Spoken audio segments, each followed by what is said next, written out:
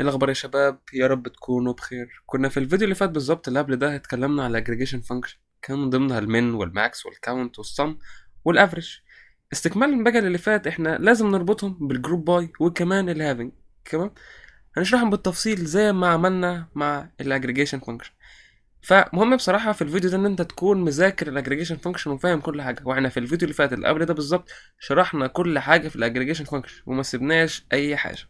عايز بس افكرك بنقطه مهمه، كانت ايه؟ لما تيجي ساعه تعمل سيلكت ما كانش ينفع تحط نون اجريجيشن كولوم مع اجريجيشن كولوم في نفس السلكتايه. ليه؟ لان انت عارف الاجريجيشن فانكشن كانت بترجع ايه؟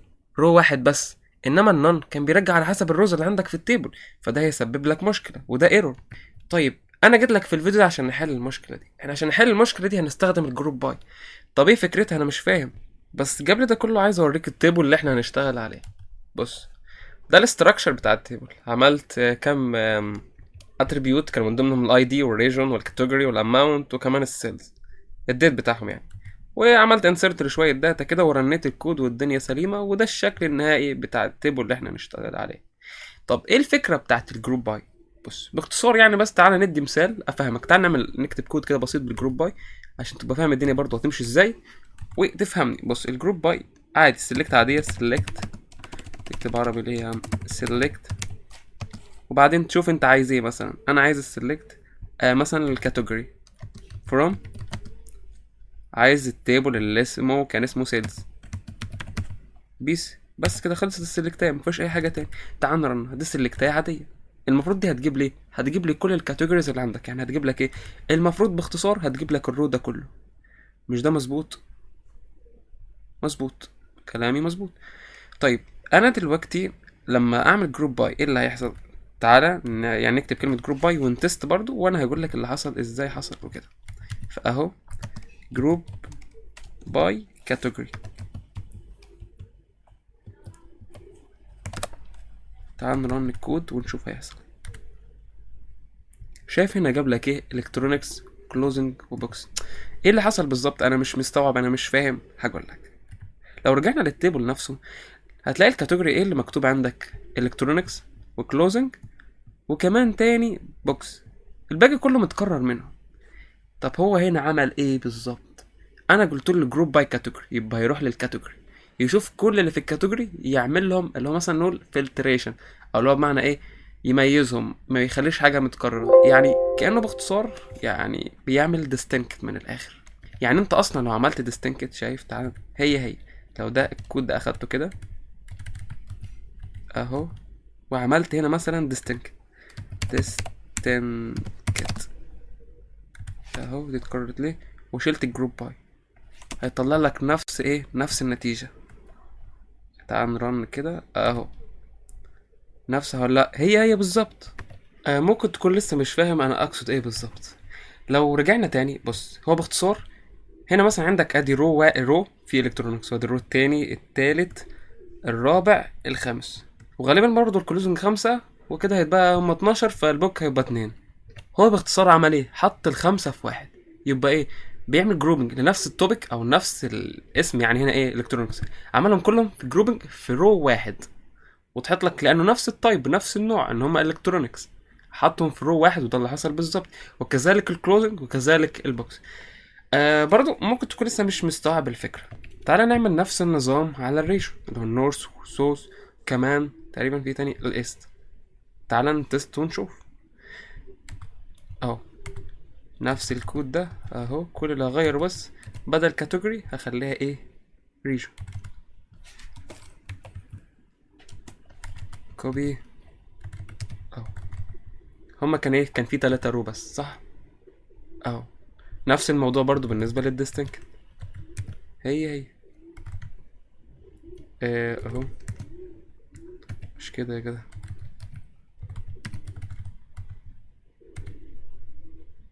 فاهم هو عمل ايه؟ اتمنى تكون يعني واضحه لك. طب ممكن نعيد عليها تاني. بص هو باختصار جمع كل المتشابهين وحطهم في رو واحد.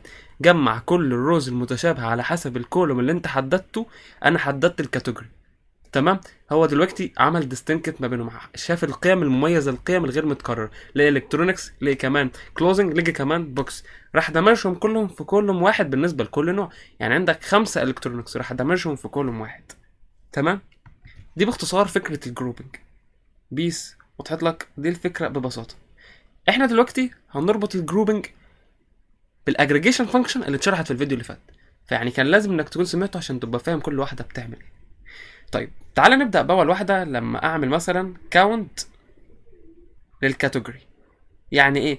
انا عايز اعرف العمليات اللي حصلت دي، عمليه بيع وشراء مثلا، عايز اشوف كام عمليه انت عملتها كانت تختص بكل كاتيجوري معينه. يعني عندك مثلا الكترونكس، كمان الكلوزنج، وكمان البوكس. عايز اعرف كل واحده مثلا اتعمل عليها عمليه كام عمليه، هعملها ازاي؟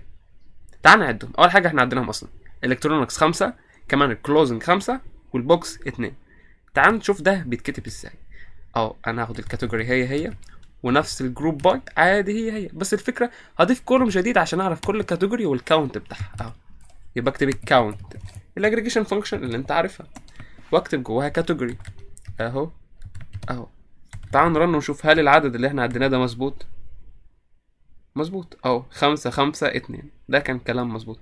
طب تعالى سؤال تاني. يعني لو قلت لك ان انا عايز اعرف السمشن بتاع الاماونت لكل كاتيجوري، يعني ايه؟ يعني عايزك قدام الالكترونكس اكتب لي التوتال بتاعها كام بالظبط، التوتال اماونت.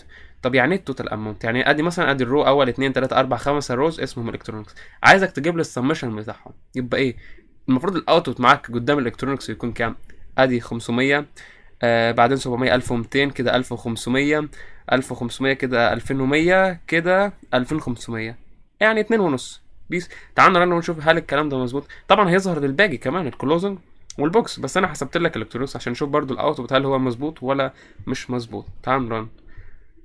احنا دلوقتي هنغير الكاونت، هنخليها ايه؟ sum. بس يعني ده اللي غيرناه. تعال نرن ونشوف. طبعا ليه طلع لي ايرور؟ لان انا بعمل صم للكاتيجوري، والكاتيجوري اصلا ده تكست. لا، انا عايز صم للاماونت. اماونت بس اهو مظبوط زي ما حسبناها. طلع لي كام؟ 2000 ونص كلوزنج، 880، كمان البوكس كان 125. تمام. طيب لو انت فعلا سمعت الفيديو اللي فات بتركيز، فكان هيجي لك سؤال في النقطه دي. يا عم انت كنت قلت لي في الفيديو اللي فات اللي مينفعش احط نون اجريجيشن مع اجريجيشن، انت عملتها ازاي هنا؟ ده سؤال حلو. هنا انت عشان استخدمت جروب باي فتم تقسيمها، فتحلت معاك المشكلة دي. تعالى كمان اقول لك نقطة من اهم النقط اللي هتفهمها لوجيك يعني مع نفسك، اللي هي بيقول لك ان انت طالما حطيت مع السلكت الكولومز هيكون نون اجريجيشن، لازم يتحط مع الجروب باي. تمام. ركز تاني، اي كولوم انت حطيته نون اجريجيشن لازم يتحط مع الجروب باي عشان ما يحصلش معاك اي ايرور. تمام. وده طبيعي وشيء طبيعي هنتفهمها مع التستات والتدريب برضه. يعني ابسط مثال، انا ما ينفعش هنا احط الاي دي، يعني ما ينفعش اكتب سيل كده اي دي، ده ما ينفعش. هو هيظهر لك ايرور، يعني هو غالبا مش هيبان. بس تعال نسحب دي كده، تعال ننزل اهو. شايف اقول لك ايه؟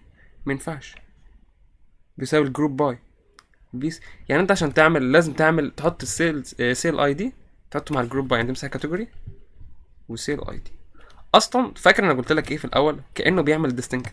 طب ما هو اصلا الاي دي قيم يونيك، قيم مش متكرره، فمش هيعمل ديستنكت. فبالتالي هو هيجيب الصم لكل اي دي، فاهم؟ فهو هيجيب القيمه الفعليه بتاعت الاي دي. يعني واضح لك المفهوم؟ طب تعال نشوف التيبل برضه عشان تفهم انا بتكلم على ايه. انا دلوقتي عملت جروب باي اي دي. طب ما هو اصلا مفيش قيم متكرره عشان ادمج الروز مع بعض، فيبقى كل رو لوحده. فلما يجيب الصم هيجيب الصم للاماونت، والاماونت قيمه واحده اصلا، فبالتالي هتبقى نفس القيمه هي مش هتتغير، مش هجمع عليها حاجه. وضحت لك الفكره؟ طيب تعالى برضو نرن ونشوف هل في ايرور ولا مفيش. يعني انا دلوقتي حطيت بعد الجروب باي السيل اي دي، وكنت حاطه هنا ايه اللي هيحصل؟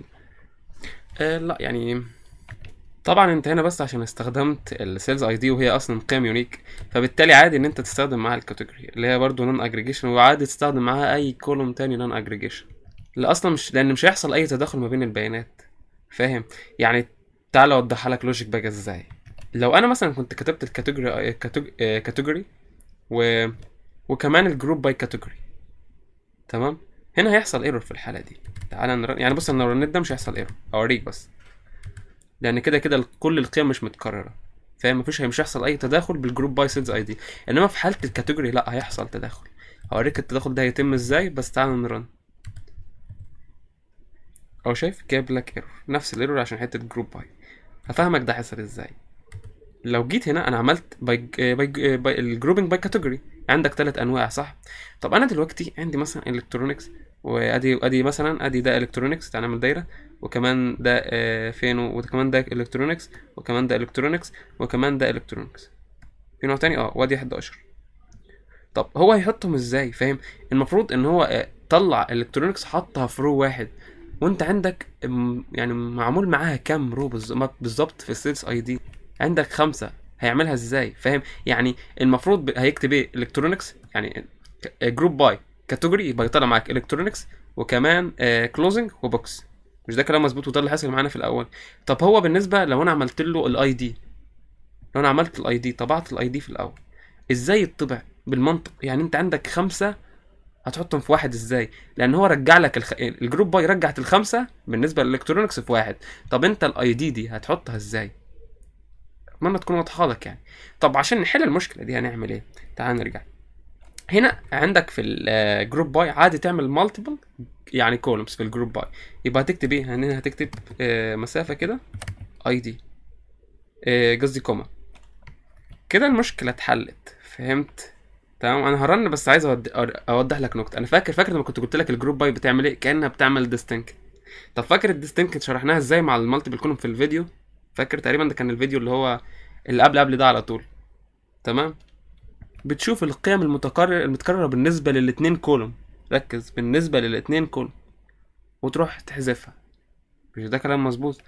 طب هل يا ترى هنا في قيم متكرره اصلا؟ دي جاي يفتح التيبل، هل هنا اصلا في قيم متكرره بالنسبه لتعلمها بس؟ هو عمره ما هيحصل تكرار. ليه؟ لان اصلا السيلز اي دي مش متكرر، فاهم الفكره؟ ده مش متكرر عشان يحصل تكرار.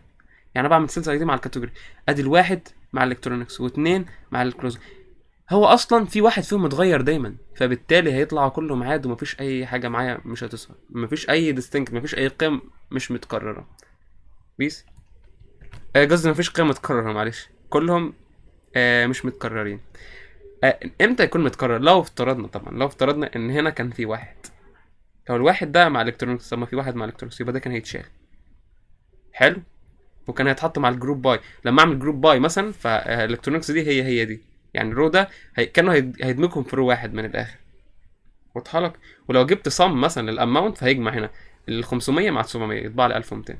لو صم مثلا للكاتيجوري لا مفيش صم، قصدي لو كاونت بالنسبه للكاتيجوري، فكان هيطبع لي ايه؟ هيطبع لي 2 برضو. بيس. طب تعال نتست الكلام ده اهو. تعال نرن. انا قلت لك مفيش قيمه هتتحذف، يعني في نفس الفكره. لو عملت ديستنكت اهو، تعالى يعني برضو نعمل الموضوع ده اهو. ديستنكت بالنسبه لايه؟ بالنسبه ناخدهم هما كده كده كوبي برضو بالظبط اهو. اهو. تعال نرن دي الاول. هل في قيمه تتحذف؟ طيب مفيش حاجه اسمها اي دي اصلا، يعني هو اسمه سيف اي دي اهو. تعال نبدل ده، كمان نبدل اي دي، معلش. فتعال نرن ده الاول اهو. هل في قيمه اتحذفت؟ لا. بيس، وصل لحد ال 12. تمام. طب تعالى نرن ده بقى. هل في قيمه هتتحذف؟ لا، مفيش حاجه هتتحذف اصلا، يعني لان هو باي ديفولت طبيعي اصلا السيل اي دي ده قيمه مش متكرره، فعمرها ما هتتكرر. انت لازم الاثنين كلهم يتكرروا هنا، اللي هو كاتيجوري وسيلز اي دي، عشان يحصل ما بينهم دمج مثلا للاثنين رو في رو واحد. هات لك الفكره. تعالى نشوف اهو، وصل لحد ال 12 ومفيش اي قيمه اتكررت، وكل حاجه مظبوطه 100%. يعني اتمنى تكون وضحت لك الفكره. تعالى بقى نبدأ نحط أفكار شوية. بيقول لك إيه؟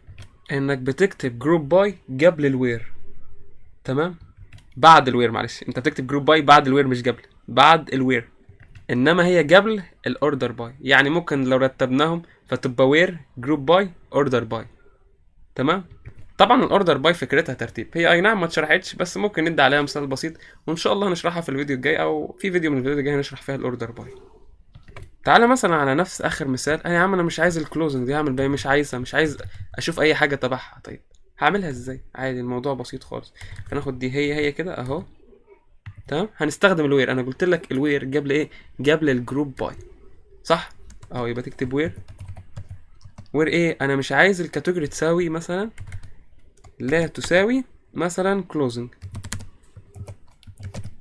تمام. تعال نرن ونشوف كده هتطير لي كام. هتطير لي 2 و3، او تعال نشوف النسور. هتطير لي 2 و3 وكمان و6 و7، 2 و3 و6 و7 و12 اهو في الاخر. تعال نرن ونشوف هل الكلام ده مظبوط ولا لا. طبعا ده سترينج او تكست يعني، فكان لازم دبل كوتيشن دول اهو. فتعال نرن. ايه بالظبط ايه الايرور يعني؟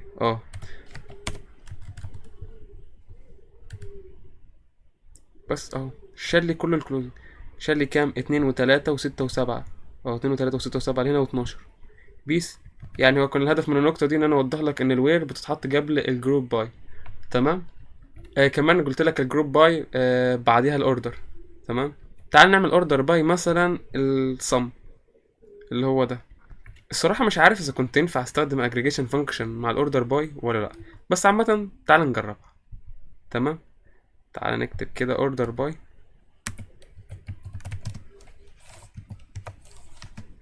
sum اهو. sum كانت ايه amount. انا ما جربتهاش، بس احنا هنتست ونشوف هل هتنفع مع الاجريجيشن فانكشن، هتنفع مع الاوردر باي ولا لا. طيب هي نفعت الحمد لله. تمام. هي باي ديفولت بيكون الترتيب ascending، تمام، اللي هو ترتيب تصاعدي. تمام، اللي هو رتب لك من الصغير للكبير وتحط. طب انا مثلا كنت عايز اول 3، ترتيب اول 3 من الصغير للكبير، بستخدم الليميت، والليميت برضو بعد اوردر باي. تمام. يبقى هكتب هنا ليميت، معلش الكود طول خالص يعني، ليميت مثلا 3 اهو. تعال نرن، هيجيب لي اول 3 بس اهو، اول 3 بس. بيس. حلو. طيب انا مثلا عايز اغير الترتيب اخليه descending عادي، اوردر باي مثلا amount descending اهو. descending. تعال نشوف هيجيب لي من القيم الكبيرة بقى، من اكبر حاجة 700 600 500 و3. طب لو انا كنت، تعال نصورهم كلهم طيب قبل الليميت بس عشان اوريك حاجة. برضو الحاجات دي اتشرحت، كلها اتشرحت، بس مجرد براجع لك وبطبق لك عليها هنا. تعال نمسح الليميت. طب اقول لك على فكرة، تعال ننزلهم كده في لاينز عشان تبقى برضه واضح الكود قدامك. تعال نعمل سبيس هنا. تعال نفصل ده كمان. جروب باي كده اهو، اوردر باي كلهم تحت بعضيهم ماشي. وهشلت لك الليميت انا. تعال نرنها، هتصور من كلهم. لو انا مثلا كنت عايز اسكيب اول 3 اللي هم 700 600 500 وعايز اظهر اللي بعديهم، ده نفس فكره الاوفسيت بالنسبه للليميت، ودي برضو كنا شرحناها في الفيديو اللي فات. فليميت مثلا عايز انا اسكيب اول 3 يبقى 3 بعدين كوما، انا عايز يظهر كام مثلا الثلاثه اللي بعديهم، يبقى المفروض هيظهر لي كام؟ يظهر لي اللي هو رقم 11 ده، دي 11 و5 و10، 11 5 10. تعال نتست ونشوف اهو. تمام اهو 11 5 10. تمام. طبعا الموضوع ان شاء الله في العمل هيكون ابسط من كده، بس انا بحاول اربط لك ما بين التوبكس كلها اللي درسناها. بيس. مش عايز اطول عليك اكتر من كده يعني، شايف ان هو كفايه بالنسبه للجروب باي. ان شاء الله طبعا لو لينا عمر وفي وقت هنحاول نحل اسئله مع بعضنا كتيره بخصوص المواضيع دي، ونطبق ونشوف الدنيا هتمشي ازاي. وبرضه بحاول الم معاكم في الدنيا، يعني بحاول الم معاكم في الفيديوز شويه الافكار دي ونطبقها مع بعضنا. تمام. طب احنا ممكن نعمل مراجعه سريعه عن الجروب باي. فكرتها باختصار ان انا بشوف الرزق المتشابهه مع بعضيها على حسب كولوم معين انا حددته بالفاليو معينه. تمام. واروح مجمعهم وحاططهم في رو واحد. تمام. نفس اللي حصل بالنسبه للالكترونكس والكلوزنج والبوك، وده حصل يعني كان عندك 5 الكترونكس وكان عندك 5 كلوزنج، كان عندك 2 بوك. جمع ال5 الكترونكس في رو واحد، كذلك ال5 بوك كلوزنج في رو واحد، والاثنين بوك حطهم في رو واحد. دي كانت الفكره باختصار. كمان كنا بنستخدم مع الجروب باي الاجريجيشن فانكشن، وكمان استنتجنا من الفيديو ده ان انت تقدر تستخدم الاجريجيشن فانكشن مع الاوردر باي. تمام. حلو خالص يعني، احنا استنتجنا يعني كان حلو. نيجي بقى للتوبيك التاني اللي هو الهافنج. تعال نرجع، اللي هو كان الهافنج. احنا كده خلصنا من الجروب باي، جه وقت الهافنج. بص اقول لك فكره الهافنج باختصار ان هي الوير، بس الفرق انت بتعمل الهافنج مع الجروب باي او مع الاجريجيشن فانكشن. الفيديو ده مهم، مرتبط خالص بالاجريجيشن فانكشن، يعني هتلاقيني بتكرر الاجريجيشن فانكشن كتير. فيعني لو انت مش كويس في الاجريجيشن فانكشن او مظبطتش الدنيا فيها، نصيحه ارجع للفيديو اللي فات، نصيحه. ممكن نوضحها بطريقه تاني. الوير كانت بتتعامل طبعا يعني برضو الحاجات دي هنقولها تاني برضو في الهافنج، المقارنه ما بين الهافنج والوير. الوير كانت بتتعامل مع كل رو على شكل انفرادي، انما الهافنج بتتعامل مع كل جروب. مش انت بتعمل جروب باي ما تستخدم الهافنج، فهي بتتعامل مع كل جروب مش كل رو بشكل انفرادي individual. جاهز؟ يلا بينا.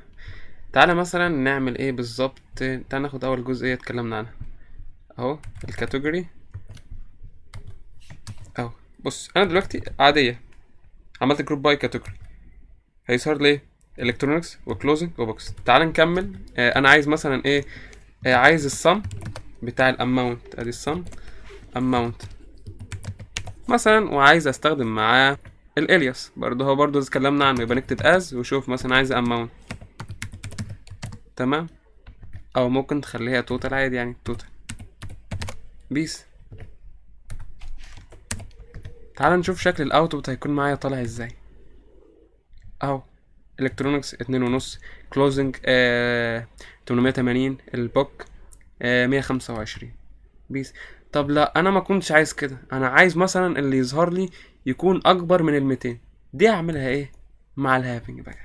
تمام. الهافنج بتتحط بعد الجروب باي، تمام. يعني اقدر اقول لك مثلا الجروب باي تقع ما بين الوير والهافنج، الوير قبليها وبعديها الهافنج بالنسبه للجروب باي. تعال نقسمها برضه عشان تبقى شكلها منظم شويه، عشان تبقى باينه قدامك. جروب باي واعمل هنا الهافنج تمام. وانا احدد مثلا هافنج باي ايه، ان الصم للاماونت ده طبعا ما كانش ينفع مع الوير الموضوع، الصم للاماونت يكون كام اكبر من ال200 مثلا. تعال نرن ونشوف الموضوع ده. يبقى المفروض هتختفي البوكس، يبقى يظهر للكلوزنج وايه وللالكترونكس. تعال نرن بالظبط، وده اللي حصل. دي الفكره كانت باختصار. طب انا مثلا لو عملت كولوم تاني كده كان اسمه ايه مثلا اكونت، بالنسبه للكاتيجوري، انت عارف ان 5 بالنسبه للالكترونكس، 5 كلوزنج وكمان 2 بوكس صح؟ مش فاكرهم؟ طب لا مش فاكرهم. تعالى نشيل يا عم الجروب، كده كده مش هتفرق. تعال نرن اهو، دي 5 5 2 صح. طب انا عايز لازم يكون فوق الاتنين او فوق التلاتة يعني، يبقى برضو وير عادي وير ان يكون الكاونت، تعال ننسخها هي اكبر من التلاتة. طب هو في ليه في ايرور بالظبط؟ مش وير اهو، شايف مش وير، شايف العبث. هافينج اهو، دي غلطة تركيز يعني، ركز وانت بتكتب كل حاجة اهو. شايف جاب لي اهو 5 و5 لان هو اكبر من التلاتة فعلا، تمام. طيب في ايه تاني ممكن نعمله؟ تعالى مثلا لو قلت لك بالنسبة للتيبل نفسه، تعالى نطبع التيبل بس كله. كان ايه؟ تعالى نطبع كله. سيلكت استريك اهو. اوريك حاجة في التيبل بس لان الصورة فصلت الصراحة، جاز على اخره. ف تعالى نسحب حتة الفوق. عندك هنا اهي ادي النورث والسوث. انا عايز اتاكد ان عايز كلهم، انا ماليش دعوه باي ريجن غير النورث. هتعملها ازاي دي؟ انا هنا بتكلم على individual رو، تمام. يبقى هستخدم الوير. كلامي واضح؟ يبقى لازم اتاكد ان الريجن هي عباره عن نور، يعني يحسب لي كل القيم او كل الكاتيجوري والحاجات دي والحاجات اللي انا طالبها منه على حسب ان لازم تكون هو يكون الريجن بتاعه نورث. واضحه؟ يبقى انا قلت لك هنا هستخدم الوير. ليه الوير؟ لان انا بتعامل مع individual رو بشكل فردي. واضحه؟ اتمنى تكون واضحه. يبقى هاجي قبل الجروب باي واكتب الوير. تعال ننزلها سطر، نكتب وير ان الريجن كانت كام؟ كانت ايكوال النورث تمام. يعني هو هيجيب لي بس النورث بس. طب تعالى نشوف، تعالى نحسبها. طب اقول لك خليها بسيطه، تعالى نطير الصم دي، او خلينا في كود تاني برضو عشان خساره نضيع ده، عشان هنرنه تاني. تعالى الصم هنا، تعالى نفصل الحته دي. انا مش عايز الصم، عايز الكاونت بس. كمان مش عايز الهافنج دي بيس. يعني يعمل جروب باي الكاتيجوري ويعد بالنسبه ان هو لازم تكون نورث. طب تعالى نرن التيبل الاساسي برضو تاني عشان نعد مع بعضينا ونتاكد اهو. انا رنيته. ادي عندك مثلا بالنسبه للالكترونكس ادي 1 2 اهو نكمل 3. المفروض الكترونكس يطبع 3. طيب كلوزنج يطبع كام؟ ادي 1 2. تمام. تعال نرن ونشوف الموضوع ده هل ده صح ولا غلط. يبقى 3 2. طب البوك بالمرة، البوك لا مفيش، البوك 0. يبقى 3 2 0. تعال نرن نفصل كده.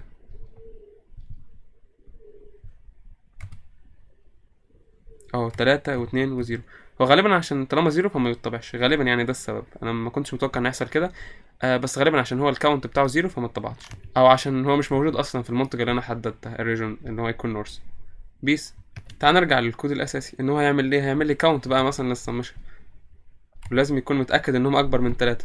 انا ما عنديش غير الالكترونكس اصلا، بس هي اللي اكبر من 3، مش اكبر كمان من 3. لازم احط له ايكوال عشان تظهر، فاهم؟ فتعالى نفصل دي كده. تعال نرن الموضوع ده ونشوف هل هيظبط معايا ولا لا. اهو ظهر هي وجمع 1200. تعال نتأكد من موضوع ال 1200 برضو دي جت منين. نرن التيبل كله اهو، او ليه نرن التيبل كله؟ انا عايز اشوف النورس بس اهو. تعال احنا ليه بنصعبها؟ تعال كمان احنا بنتدرب. انا عايز ان هو يكون مثلا لا مش عايزهم كلهم كمان. تعال نحدد. انا عايز الكاتيجوري وكمان عايز الريجن.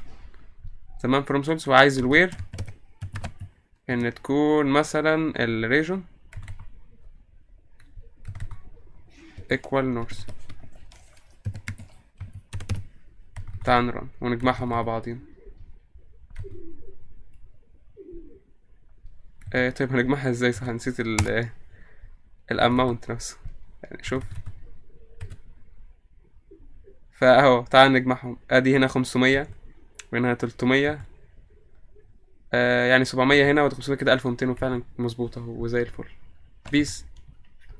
طبعا مش عايز اقول لك ان انت تقدر تستخدم كومباينيشن من الكونديشنز برضو مع الهافنج زيها زي الوير. يعني مثلا اقدر اقول لك مثلا اور نضيف حته تاني حلوه. اور ان هو يكون مثلا الكاونت، لا مش الكاونت، الصم بتاع الاماونت اكبر مثلا كان اكبر من، انا ما عدتهمش كله، احنا ما عندناش غير بتاعه اللي هو الالكترونكس. اكبر من كام؟ مثلا اكبر من 100. عادي انت تقدر تعمل كومباينيشن. تعال نرن ونشوف ده هيطلع كام، وبعدين نتست ونشوف هل ده صح ولا غلط. اهو طبعا الالكترونكس لان هي اصلا 1200 1200، وكمان الكلوزنج لان هي 250. طب هتقول لي ده التوتال يا عم 2 وانت بتقول لي اكبر منها او يساوي التلاتة. بس على الاقل في شرط اتحجج من الشرطين، ان السمشن بتاع الاماونت اكبر من ال 200، وده اللي احنا، او اكبر من ال 100. بيس.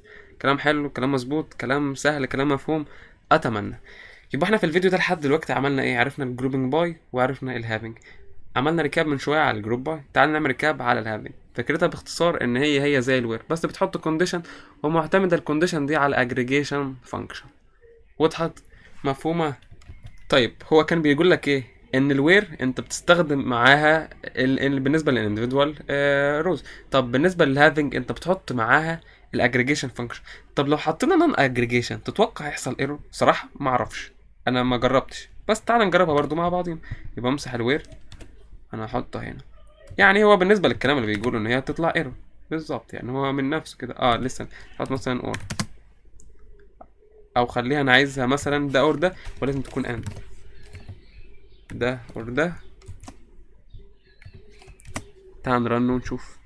صراحه اتوقع ان هي ايرور، يعني ايرور بنسبه كبيره يعني، بس مش عارف، كده كده هنتست ونشوف. فهو يعني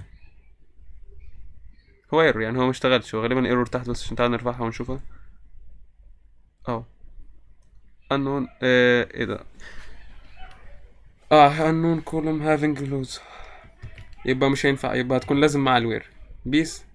بس يعني ده باختصار، يعني اتمنى تكون واضحة او مفهومة. يبقى لازم مع الهافنج ان انت تحط اجريجيشن فانكشن بس، وده اللي احنا شفناه دلوقتي لما عملنا التست ده مع بعض. نيجي بقى لاخر جزئية، وهي كانت الفرق ما بين الهافنج والوير. واعتقد احنا ذكرنا بعض منهم واحنا بنشرح او احنا بنتكلم.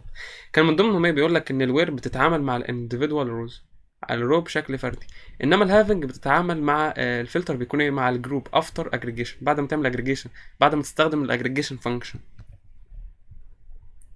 هنا بيقول لك ان الاجريجيشن فانكشن انت ما تقدرش تستخدمها مع الوير، انما تقدر تستخدمها مع الهافنج.